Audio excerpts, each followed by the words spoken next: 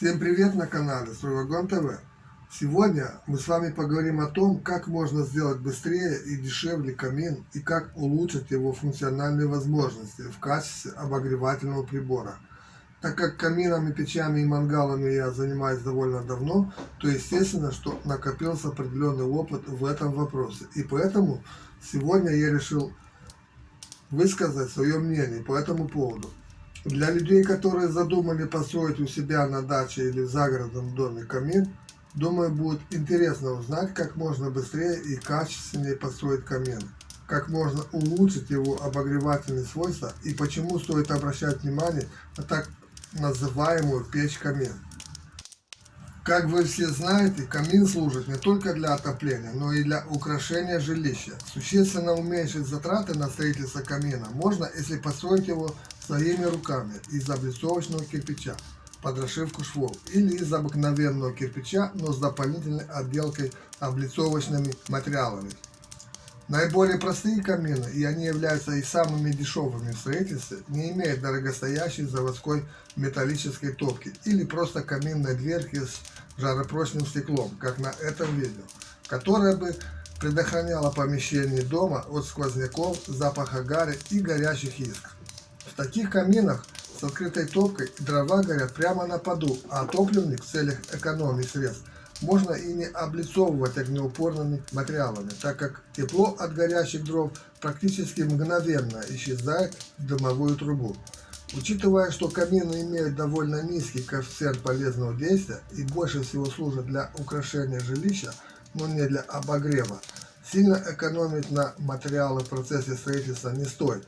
Часть ваших сбережений, как принято в таком деле, уйдет на покупку дорогих облицовочных материалов, как, например, на каминную топку и каминную фурнитуру. Но, на мой взгляд, они того стоят.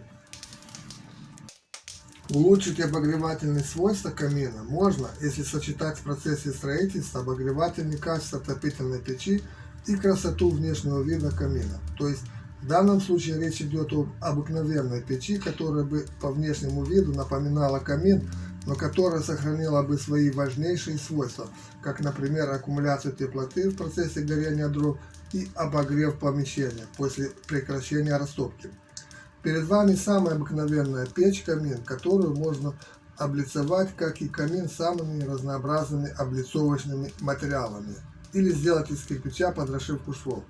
Такая печь-камин больше всего подошла бы, на мой взгляд, городским жителям, которые имеют дачные домики за городом и которые в них не живут постоянно, а приезжают на выходные или на короткое время.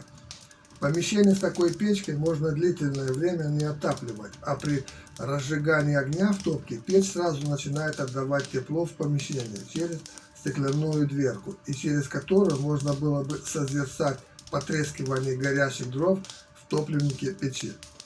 Но также, без сомнения, такая печь подошла бы и жителям загородных домов, которые в таких домах живут постоянно. И если в топке установить змеевик для водяного отопления, то существенно можно улучшить ее обогревательные свойства и расширить площадь обогрева. Топливники печей играют очень важную роль в конструкции любого печного сооружения. Поэтому конструкция топливника печи может иметь различные формы и размеры в зависимости от типа используемого печного топлива. Для того, чтобы построить эффективную печь-камин с точки зрения обогрева, необходимо, чтобы в ее топливнике максимально эффективно сжигались дрова. О том, как правильно построить топливник для сжигания дров в печах камина, мы с вами более подробно поговорим во второй части этого видео.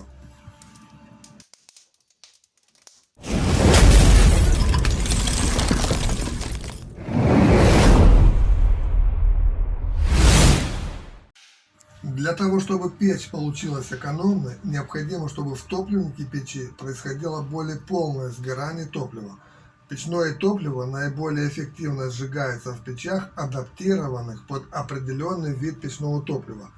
Так как для печах каминных дрова больше всего подходит в качестве печного топлива, то рассмотрим далее конструкцию топливника печи, максимально адаптированного для сжигания дров. Высота топливника для дров, считая от уровня колосниковой решетки, должна быть от 80 см до 1 метра. При недостаточной высоте топливника горение дров протекает плохо, а летучие вещества не успевают сгореть полностью и в значительном количестве заполняет газоход, где вследствие небольших температур процесс горения прекращается. Это приводит к тому, что несгоревшие частицы забиваются временным дымоход, вследствие чего стенки печи плохо нагреваются и ухудшается тяга. Но самое главное состоит в том, что такая печь с такой топкой является неэкономичной и неэффективной с точки зрения аккумуляции теплоты. Топливник для дров строится с таким расчетом, что если в топку закидывать слой дров, имеющий высоту, скажем, в 30 см, то для более полного сгорания требуется свободная высота не менее 50 см. Топливник для дров можно и нужно облицовать жаропрочными материалами, но не обязательно. На этом все. Всем спасибо за внимание. Жду, как всегда, ваших комментов под этим видео.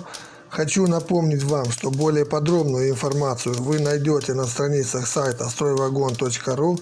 Тем, кто смотрит наш канал впервые, просим оформить подписку на новые обновления нашего канала. Думаю, что очень скоро встретимся опять в новом выпуске. Ставим лайки, комментируем это видео, распространяем это видео и оформляем подписку.